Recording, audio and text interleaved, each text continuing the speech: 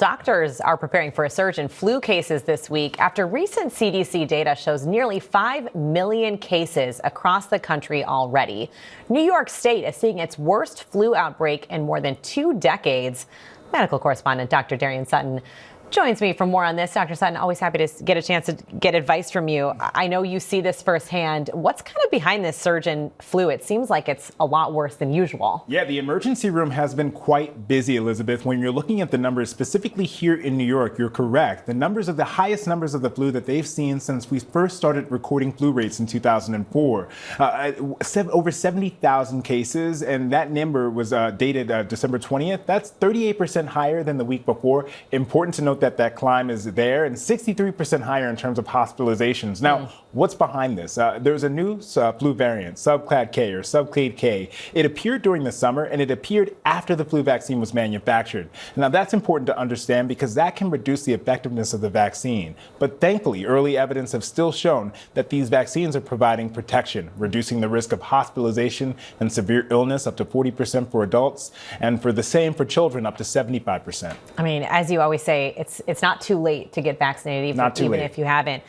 For kids, what do we need to know about treating kids, and why? How is this affecting kind of younger people too? You know, I'm talking about this with parents because half of the documented numbers here in New York, half of those reported cases are children. And so the majority of patients who are coming in with illness are children. Now, important to note, children are resilient, but the risk isn't zero. Last year, we saw the deadliest flu season for children that we've ever seen since 2004. Over 280 children lost their life. Important to note, nearly 40% of those children had no prior medical history. For many, that was their first visit to the hospital and being hospitalized. So that's so important to understand that the risk is there. Now, what parents need to know is that the best way we know how to reduce that risk is, of course, through vaccination. And secondly, reducing our risk of exposure. That's by masking, because the flu virus, as well as RSV, which is also circulating, is a respiratory illness. And then washing our hands, cleaning high-touch surfaces. This is the time when you have to be extremely cautious. If you are feeling a little bit of symptoms coming on, what can you do to kind of avoid that and try to keep your family healthy too? You know, if you are starting to feel symptoms, this is when you need to keep yourself as healthy as possible. That includes rest, that includes hydration. And if you are high risk, for example, if you're over the age of 65, if you are pregnant, if you're immune compromised,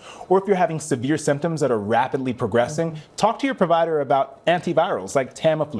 We typically give those for high-risk patients, but they are best used when started within 2 days of symptom onset, and that's when they're most effective. And you can still be contagious and through that you time. can still be contagious during that time. It's so important to note because I diagnose the flu often, and many times I watch patients walk out of that ER, I hand them a mask, and they put it in their pocket. No, so just that's know not what you're supposed to do. that there are many people walking around you who might be infected, and so your exposure risk is high.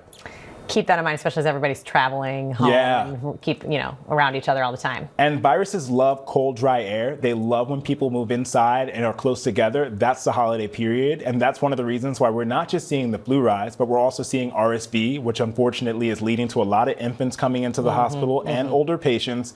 And then there's norovirus, which causes nausea and vomiting. That also, I've seen a lot of patients with that. It's extremely infectious. So usually when I see one member of a household, I then see other members from that same household come in a day or two later. I'm going to go wash my hands right after we finish this conversation. Dr. Darian Sutton, thank you so much, as always, for all of your insight.